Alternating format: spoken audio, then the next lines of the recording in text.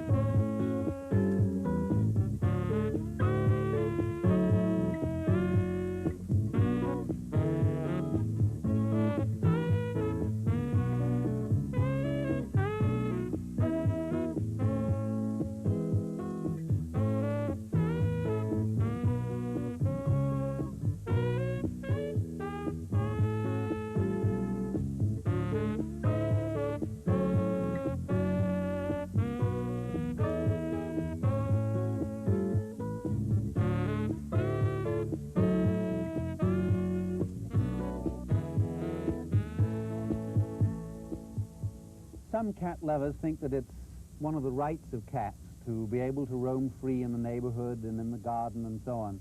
My feeling is that cats should be made into indoor pets. Give them a tree in the living room and make their environment conducive to their needs, because if they are allowed to roam free and get a taste of the outdoors when they're young, many problems can arise. They not only kill wildlife, they might meet up with other cats and become exposed to viruses and come home sick. They could meet up with rabid wildlife as well and come home rabid. Or in some areas, they could be a coyote's dinner.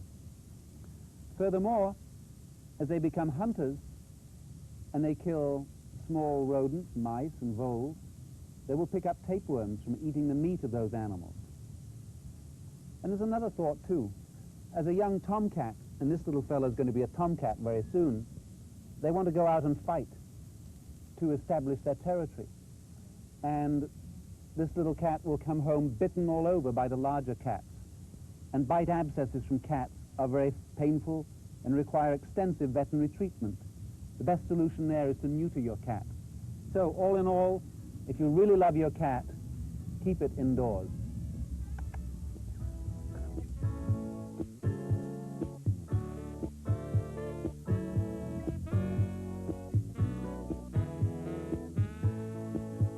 Let's talk about understanding your cat. Cat behavior. Cats express with their body language, just like dogs, their emotions and their intentions.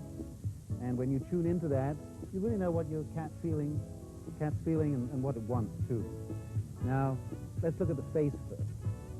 A cat who's very relaxed has fairly small pupils, but the more afraid the cat becomes, the larger and larger the pupils get. It's a clear indication of fear. They express their emotions in the face.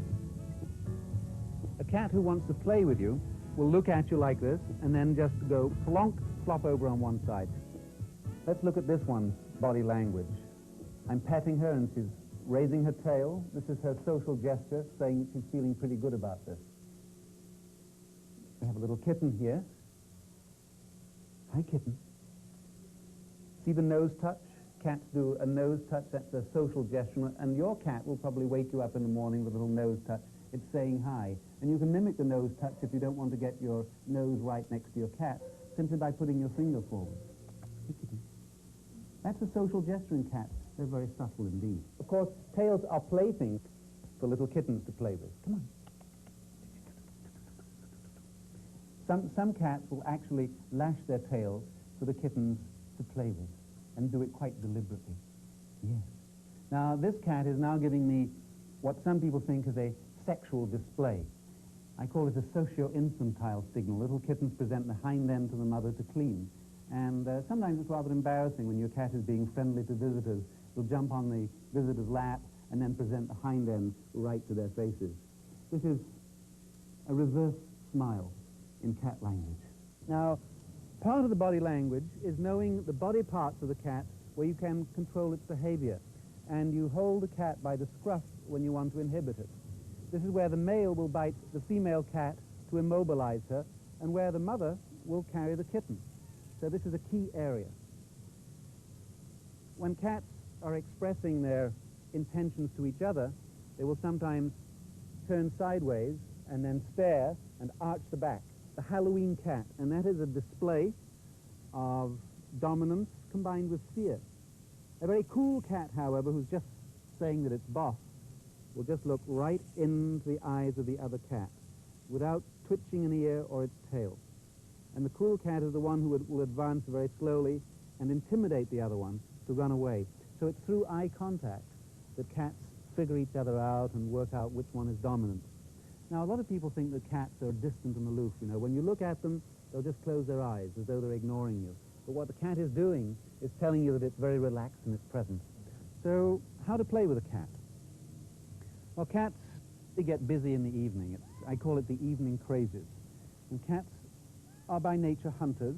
And in the wild, they go hunting early in the morning, which can wake lots of people up in the home, and early in the evening. And they race through the house just going berserk. And encourage that. You can give them little things to chase. I don't know how playful you're feeling, but see, curious. Curiosity killed the cat. And just get them going with a ball of wool or a strip of fur on a string in the evening. Chase it around. And the more exercise, the better.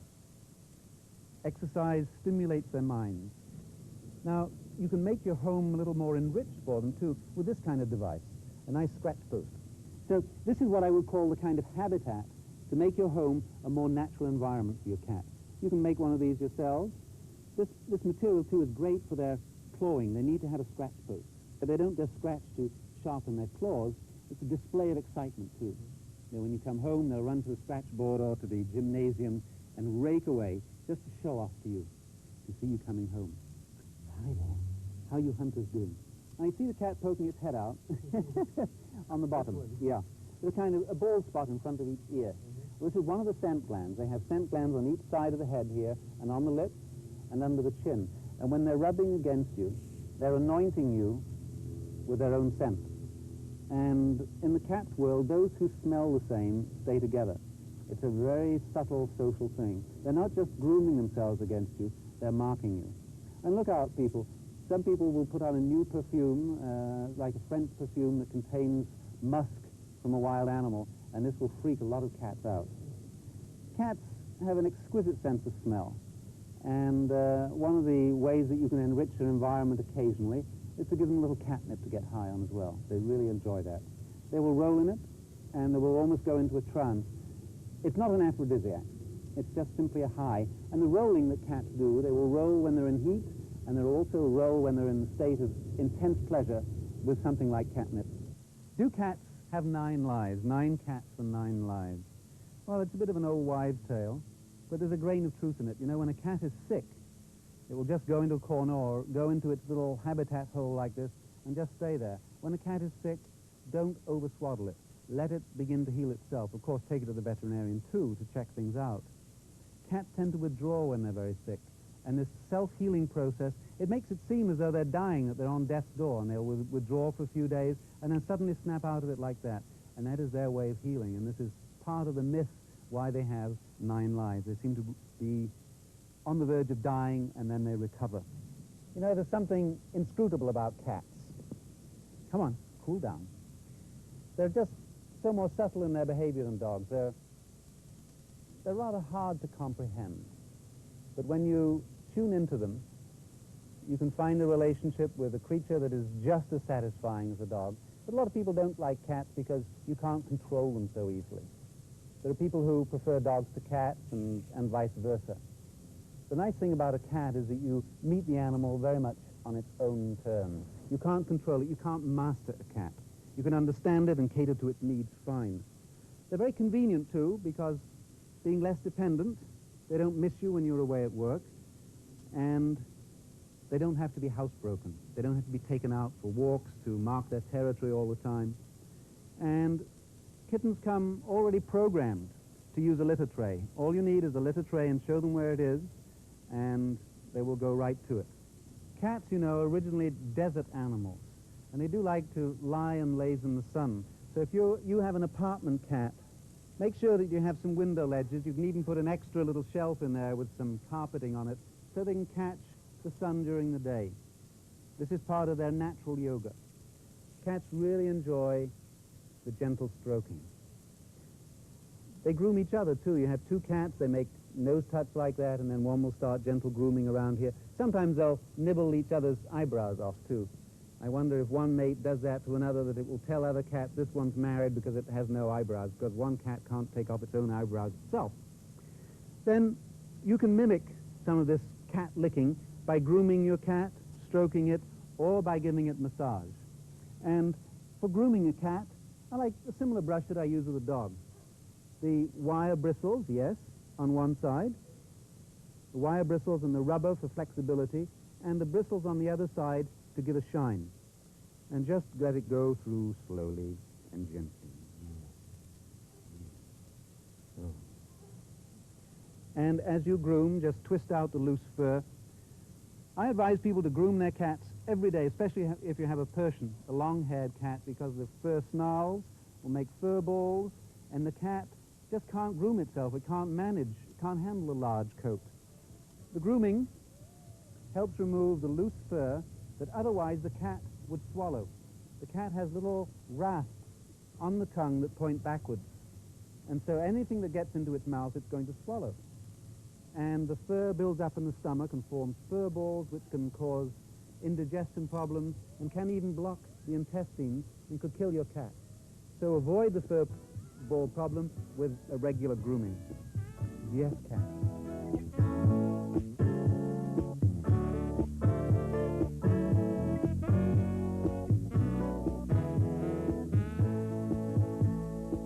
Now, cats, thinking of sea, they do like seafood, but some cats are quite allergic to fish, so look out. One of the big problems with various commercial pet foods today is that dogs and cats can develop allergies, and you will find that on the best commercial pet foods, there is a label telling you what's in it. It should first say it is a complete and balanced diet for health and maintenance. Don't feed your cat an all tuna can, or your dog an all beef or chicken can of food, or just give something like this, because plain meat is unbalanced. It's lacking in minerals, and it's lacking in fiber, roughage, and so on. So if you go commercial, when you feed your cat and dog, get a reputable brand, read the label, and don't go hog wild and try to humanize your pet and give it human food, or go wild and try to make your cat into a vegetarian.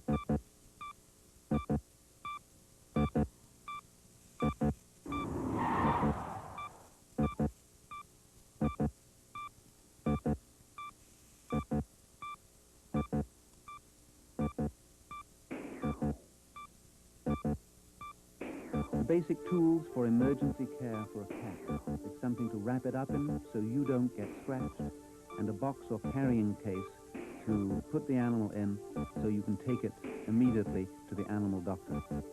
Here at this practice, we have the advantage of having several board-certified specialists.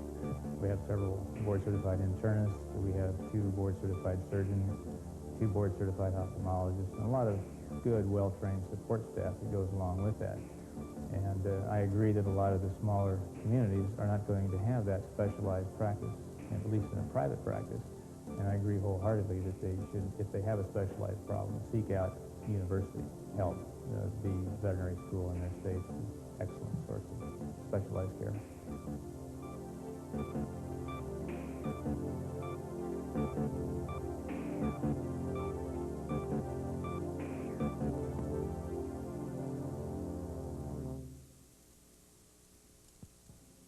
Health care for cats.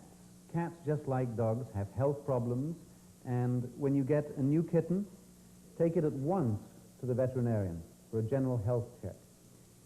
Get a container for the same old stool sample, because kittens, just like puppies, can pick up worms and can be born with them too.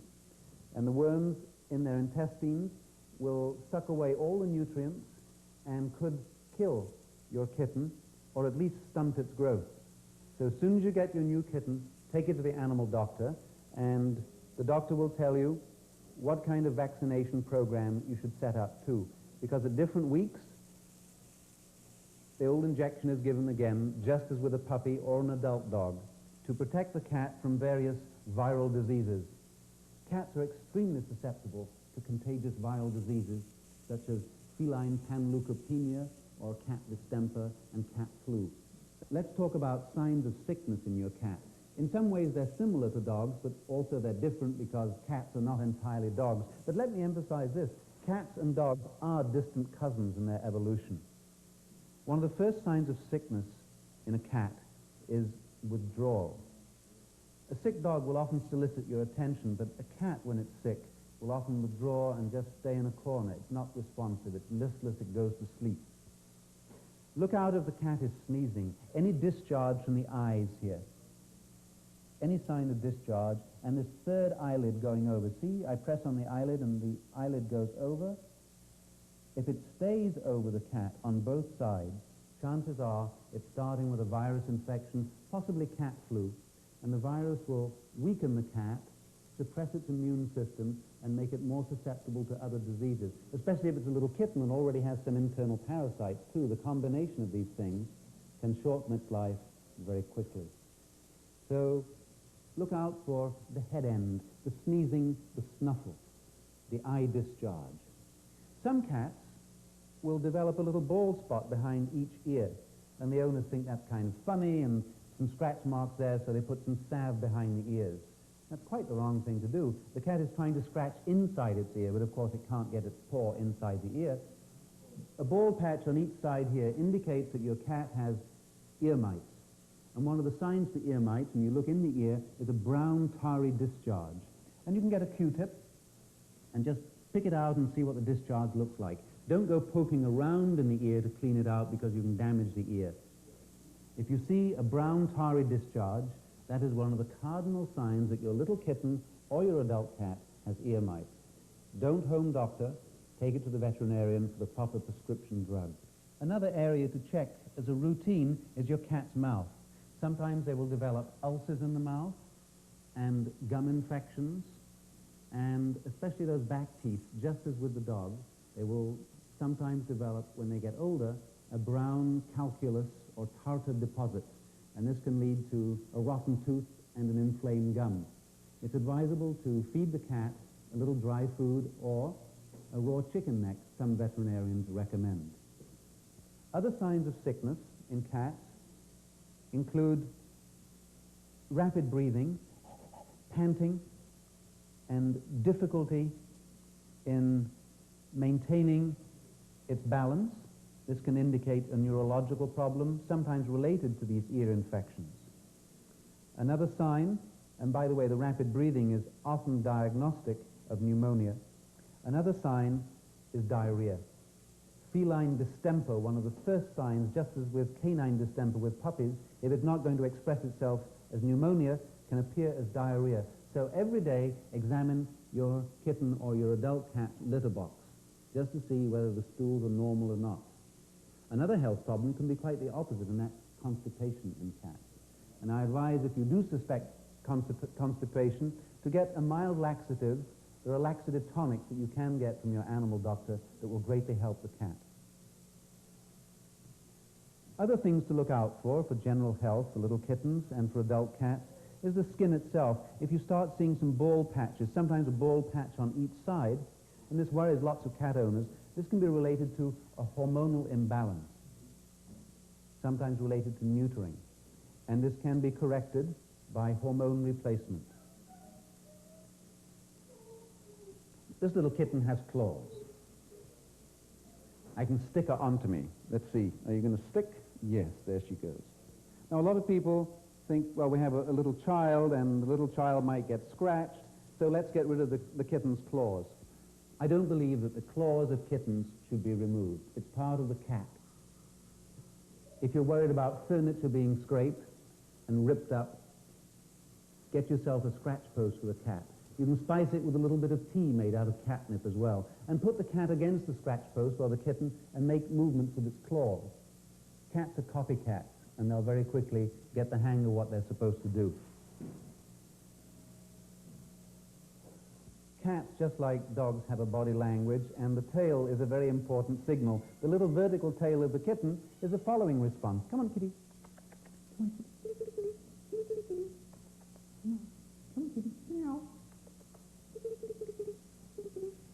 This is a social signal. It means I have friendly intention towards you. It also means I'm following you. And this is probably one of the reasons why cats occasionally get their tails caught in the refrigerator door. They're giving the tail-up signal, look after me, I'm being very friendly, and bang. Well, let's see what this little kitten does when it meets an older cat. Okay? Let's just put the other cat here. They've never met before. And let's see how they do. Now, back off. Yes. Okay, hold. Now, you saw the reaction there, that this adult cat hissed at the little kitten. Okay, let's take you off camera now. You're quite distressed. And hear the meowing there. The cat is very distressed. Why should an adult cat feel threatened or intimidated and have to hiss at a little critter like this? Well, this is part of cat nature. They're not such groupies as dogs. And it can be a problem when you want to bring a new kitten home into your house and you have a resident cat. The resident cat hisses and runs away as though it's terrified. Occasionally they will attack, so look out. Cats are inscrutable in their ways. When you bring two strange cats together, give them time to get used to each other if you want to make or bring an additional cat into your family. Because one of the things that really triggers their antisocial behavior is because they don't smell the same. And putting a little perfume on the new cat and on the resident cat can give them a sense of shared identity. And this is one of the best ways of bringing a new kitten in the home where you already have a resident cat. And don't forget, the resident cat may start feeling jealous. It might start spraying or become unhousebroken. And being unhousebroken, there are many reasons for this in cats, but one of the most common ones is that the cat is emotionally disturbed by the presence of a new kitten or even a baby in the house. So don't jump to conclusions that the cat is simply being disobedient when it's unhousebroken.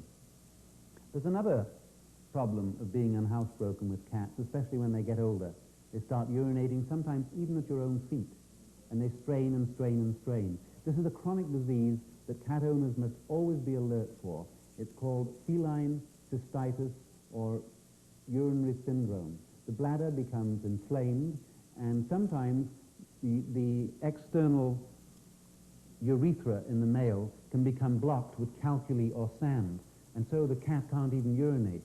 This is a chronic recurrent disease, and if you suspect it because your cat is becoming unhousebroken and urinating frequently and straining and clearly in pain and sometimes passing a little blood in the urine, it is an emergency. Take it to the veterinarian, and he or she will prescribe appropriate treatment, including a change in diet. Hope you never get that, little kitty. Neutering your cat. There are many advantages in neutering your cat, somewhat similar to those for neutering dogs too. But since cats are a little different, there are some additional advantages. One is the fact that tomcats, as they begin to mature, will spray the house and stink it up. They're marking their territories with their urine. And when you castrate the male, you will virtually eliminate this problem, but not always. It's about a 50 to 70% guarantee that you will not have a stinker when your male cat grows up, if he's neutered.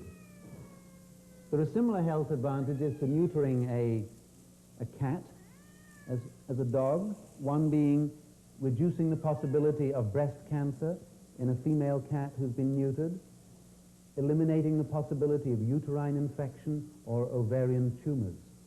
But it is important when you are considering having your male cat castrated not to have it done too early in life. The older the better, because if he is neutered too young, the penis does not grow to an adequate size, and the orifice and the canal inside, the urethra, can be too narrow, and this will make the cat much more susceptible to blockage when the bladder becomes inflamed and the cat develops this feline urological syndrome, where there is sand or calculi developing in the bladder. This can pile up and block the urethra. So if the urethra is large and the cat has been neutered later in life, the possibility of a blockage and a real crisis on your hands is greatly reduced. Cats live much longer than dogs. A 12 or 15-year-old dog is pretty ancient, but I've met some cats in their late 20s. And just like old people and old dogs, cats need special care the older they get. They need a high-quality protein diet. Sometimes they need a special diet to help them with the bladder problem, or a heart problem, or kidney problem. So consult with your veterinarian frequently when you have an old cat, because geriatric cats have health problems that can be supported with proper nutrition and other kinds of treatments that might be prescribed. A lot of people wonder what these whiskers are for in cats and dogs and other wild animals. Well, these are like wind detectors. And this is very important for a hunter to know exactly the direction of the wind when they're tracking prey, because they use the wind to get the direction of where the scent is coming from. Another theory, too, is that these vibrissae, as they're called, the whiskers, might act as dowsing rods, like a water witcher. And the animals are very sensitive to the Earth's electromagnetic fields along their various trails. This might sound a little mystical, but try this one. Cats, in their frontal bones here, have an iron-like deposit which gives them a directional sense. It's like an internal compass. We have them in our brains too. Bees have them, and pigeons have them. And it's one of the extraordinary aspects of animal behavior research that is revealing some of the great mysteries of why cats, for example, can find their way home when they get lost. There's another intriguing aspect of our cat and our dog's anatomy, that just behind the front teeth here in the hard palate are two little ducts that go into a second scent organ. It's called the vomeronasal or Jacobson's organ. And this makes cats and dogs and other animals that have this organ extremely sensitive to various odors. The nerve connections go to a part of the brain associated with sexual and territorial behavior. And this is why cats, when they smell certain odors, will become sexually aroused or aggressively aroused. If I were to come home now smelling of this strange cat, my two cats at home would investigate me and then hiss, not realizing that it's me, because they are so controlled by odor. It's a very potent part of their anatomy. Yeah. How about psychic cats? Well, it seems almost psychic that cats can navigate their way home with these little compasses in their head, but there are stories of cats and dogs that have done incredible journeys. For example, this cat could be left in its neighborhood when its owners go to live in Oregon or somewhere. And 6 months later, it appears on their doorstep in Oregon, although it's never ever been there before. And they're able to know that it's their cat because it had surgery in its shoulder, and the pin is still in there. There have been many cases like this. And for me, at least, it just gives me a tremendous sense of awe and respect. And it also reminds us that there are great mysteries within the psyches of these beautiful creatures that we've yet to really understand.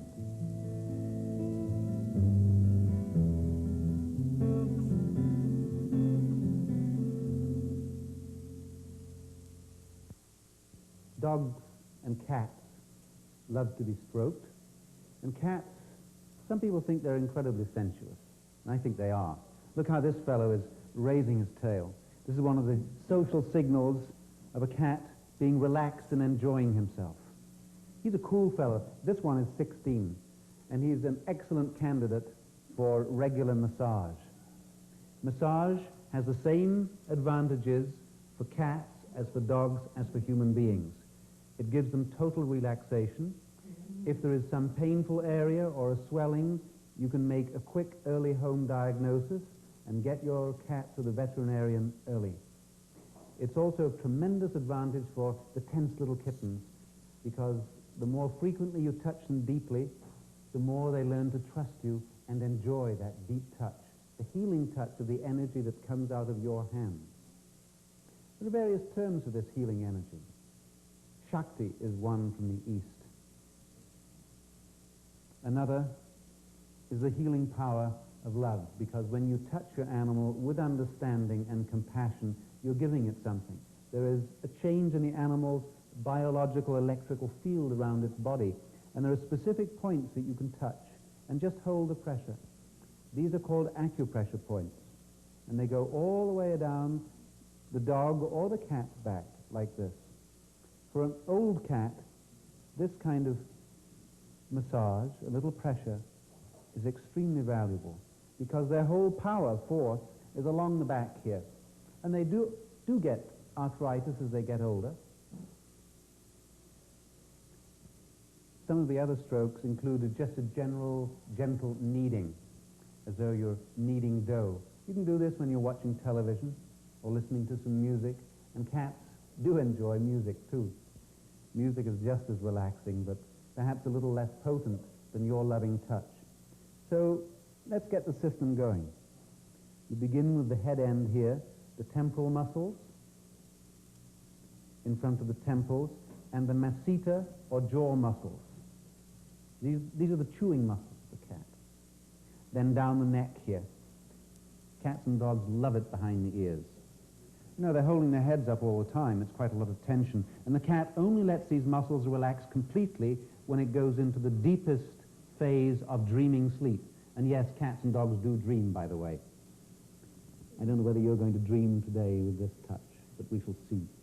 The basic anatomy of the cat is rather like that of the dog, but they're a little bit more springy. You see how the legs here are springing with the shoulder blade coming up here, and then the point of the shoulder here and coming back and down. So feel how these bones line up. This here is this here on me. This coming up here is this. And back here is the shoulder blade, which is way back here on me. So feel around and get used to massaging the muscles around there. When your cat gets very relaxed, you can even lie it on its side and extend and flex these limbs. This again is bringing about a reflex relaxation response. This is the first time that I've handled this cat. He's a very trusting fellow indeed. Yes. With a very relaxed cat, yours at home, might even lie on the side like this.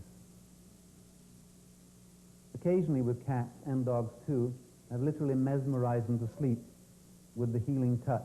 Towards the end of the massage, after you've worked around the shoulders and down the limbs here, and again all the way down here, here is the point of the hip. It's important to work around here, especially for arthritis in the hips that older cats get. The knee is here. Yes. Again, flex and extend the hind leg. Hi, gorgeous. Just as you would flex and extend the upper leg. When you've done both sides, turn the cat over and do the other side. Then, as you finish the massage, just do a very light passes all the way down. Never massage a cat or dog who is sick, especially one that has a fever. But massage is very beneficial for an animal that is recovering from surgery or from an acute disease when it's in the recovery phase and is beginning to heal itself.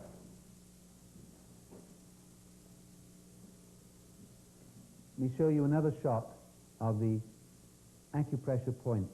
They go all the way down the back here. And just keep your fingers and just hold and then relax. Hold and relax. Hold and relax. Hold and relax. Talk to your cat in a gentle voice as you're doing this. Some cats find the initial massage a little too invasive, so just do 2 or 3 minutes. Begin by stroking and then do a little kneading as though you're making some dough. And your cat will eventually relax into that, and you can feel the muscles relaxing, and you can go deeper and deeper. Let's try you in another position now and see how you'll do. When your cat is relaxed and on its side, also massage its abdomen.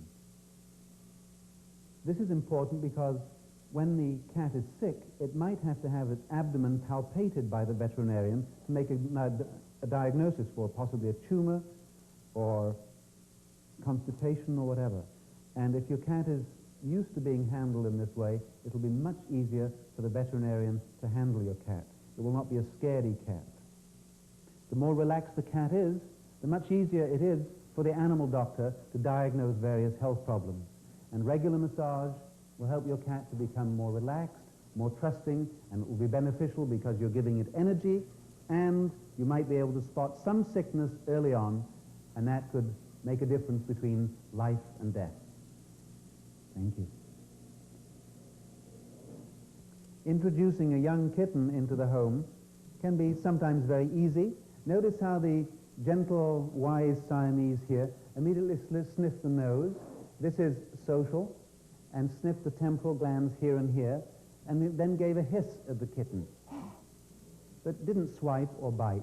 This is the dominant cat's way of saying, "Cool it, kitty. You approach me with humility." And the kitten is being quite passive. The kitten already understands this language. When you introduce a new cat, give them both time to settle, and don't forget that the resident one is probably likely to feel quite jealous that its tail's out of joint, so to speak. So give the resident one extra attention, and if the resident one hisses and runs away, don't force them to interact. Just let them work it out for themselves. And in my bag, 2 cats are generally much happier and healthier than 1. But how about a kitten and a dog? That's another question.